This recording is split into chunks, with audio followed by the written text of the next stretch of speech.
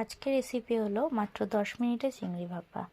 আর এই চিংড়ি ভাপাটা আমি মাত্র 10 মিনিটে বানিয়ে নিয়েছি। তো নারকেল গুঁড়ো কুড়িয়ে রেখে দিয়েছিলাম, সেটা একটা মিক্সিং বোলের মধ্যে নিয়ে নিলাম।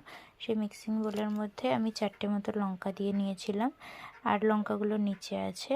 আর ওই 8 থেকে 10 কোয়া মতো রসুন দিয়ে নিয়েছিলাম।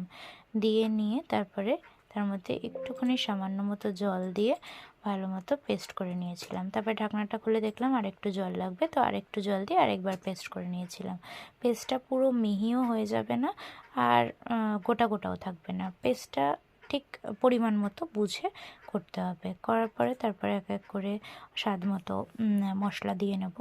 একটু হলুদ দিয়ে নিলাম, তারপর সামান্য লঙ্কার গুঁড়ো দিলাম, কারণ আমি 4টে লঙ্কা দিয়েছি আগে। তারপর সামান্য জিরের গুঁড়ো দিয়ে, তারপর স্বাদ মতো নুন দিয়ে নিয়ে তার একটুখানি চিনি দেবো। চিনিটা অপশনাল পুরোপুরি, চিনিটা তোমরা না চাইলে নাও দিতে পারো, আমি দিয়েছিলাম। চিনি দেওয়ার পরে তারপরে সর্ষের তেল দিতে হবে। সর্ষের তেলের পরিমাণটা একটু বেশি রাখতে হবে, কারণ আমি কিছু সর্ষে ইউজ করিনি। সর্ষেটা যেহেতু ইউজ করিনি, সেই জন্য সর্ষের তেলের পরিমাণটা একটু বেশি রেখে তারপরে সবগুলোকে একসাথে মিশিয়ে নেব।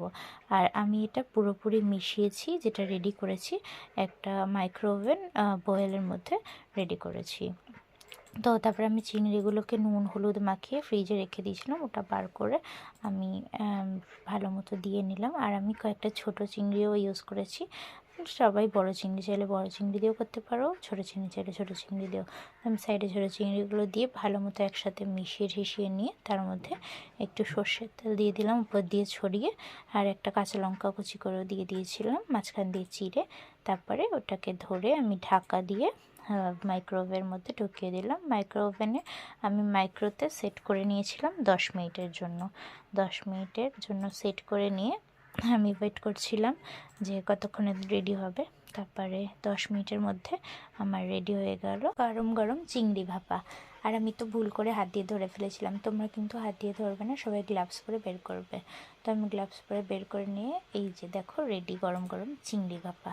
আমি চিংড়িগুলো একটু উপর দিকে তুলে দেখি। ভিডিওটা ভালো লেগে থাকলে লাইক শেয়ার সাবস্ক্রাইব করে দেবে।